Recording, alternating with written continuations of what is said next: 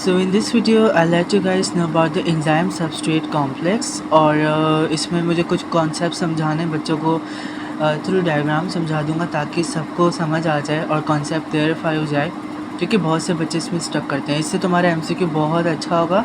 This video will be very helpful for you guys. ये मैंने enzyme बनाया है। This is I am labelling as enzyme. Okay, एन ऊपर लगा देता हूँ, enzyme, and this is your substrate. दोनों का स्ट्रक्चर गौर से देखना। जो बच्चे बहुत ज़्यादा इस चीज़ में कंफ्यूज होते हैं वो इस चीज़ को गौर से देखें। अब एंजाइम और सबस्ट्रेट आपस में अटैच होंगे और ये एक इस तरह का कोई स्ट्रक्चर बना कर देंगे आपको, जो आपके एग्ज़ाम में विजिबल होगा, ठीक है, डायग्राम में। This is called enzyme substrate complex, जिसमें एंजाइम और सबस्ट्रेट आपस में अटैच होके एक type of structure which is called complex बनाते हैं, ठीक है। और उसके बाद फर्दर प्रोसेस होता है और एंजाइम अपना एक्शन करता है जिसमें वो ब्रेक डाउन कर देता है द रिएक्टेंट इनटू प्रोडक्ट। यहाँ पे मैंने सबस्ट्रेट को रिएक्टेंट कह दिया है, ठीक, and these are the two products. तो एंजाइम ने ब्रेक डाउन किया है। अच्छा, इसी तरीके से ये जो एंजाइम का जो स्ट्रक्चर है, इसका ये वाला पोर्शन एक्टिव साइट कहलाता है, जहाँ पर सबस्ट्रेट को आके बाइंड होना है, जहाँ पे आके अटैच होगा एंजाइम सबस्ट्रेट के साथ, ठीक है।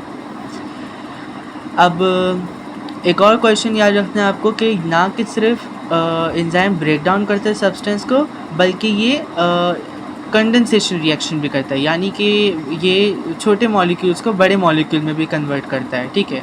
लाइक अमीनो एसिड से ये क्या करता है, पॉलीपेप्टाइड्स को भी कन्वर्ट करता है। अब you can just see this enzyme substrate, और इसी के साथ एक इनहिबिटर बनाया है। Make sure that this is the competitive inhibitor. Competitive inhibitor का फंक्शन ये है कि ये सबस्ट्रेट के साथ कंपटीशन करता है। कौन सा कंपटीशन, कि ये सबस्ट्रेट से पहले जाकर अटैच हो जाता है एंजाइम के साथ, क्योंकि इसका जो साइट है, बाइंडिंग साइट इनहिबिटर की, वो complementary to the active site of enzyme. जब ये कॉम्प्लेक्स बनता है, so this is not called the enzyme substrate complex. और अब जो सबस्ट्रेट है वो अटैच नहीं हो पाता, क्योंकि इनहिबिटर जो कि कॉम्पिटिटिव इनहिबिटर है वो पहले से ही अटैच्ड है एंजाइम के साथ आकर, क्योंकि उसकी शेप है, आप देखो ना दोनों की शेप, सबस्ट्रेट और कॉम्पिटिटिव इनहिबिटर की। क्योंकि ये वाला इनहिबिटर एक्टिव साइट पर जाके अटैच हो रहा है और सबस्ट्रेट को अटैच नहीं होने दे रहा, तो हम इसे कॉम्पिटिटिव इनहिबिटर कह रहे हैं, क्योंकि इसका कॉम्पिटिशन ही सबस्ट्रेट के साथ होता है।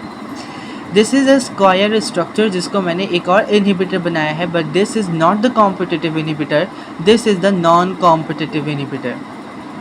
नाम से पता चल रहा है कि ये जो इनहिबिटर है, इसका किसी भी किस्म का कंपटीशन नहीं है सबस्ट्रेट के साथ, बल्कि ये जिस जगह पर अटैच होता है वो बिल्कुल ही डिफरेंट जगह है।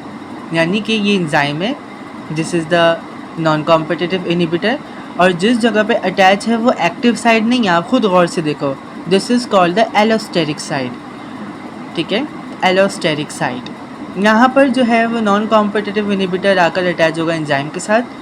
और इसकी वजह से क्या होता है, इसकी वजह से एंजाइम का टर्शियरी स्ट्रक्चर चेंज हो जाता है और बेसिकली इसका जो एक्टिव साइट है वो कम्प्लीटली अपनी शेप को चेंज कर लेता है, ठीक है, जैसा कि आपको डायग्राम में विजिबल है। मैं बहुत क्लियरली शो कर रहा हूँ। अब इससे क्या अफेक्ट पड़ा, इससे अफेक्ट ये पड़ा कि हमारे पास जो ये एंजाइम था, अब इसकी एक्टिव साइट की शेप चेंज हो गई है और अब सबस्ट्रेट इस पर अटैच नहीं हो सकता। क्यों? क्योंकि सबस्ट्रेट अब no longer complementary in the shape to the active site. Complementary in the shape क्या था, यानी एंजाइम सबस्ट्रेट कॉम्प्लेक्स बन रहा था, एंजाइम और सबस्ट्रेट आपस में अटैच हो रहे थे आसानी से।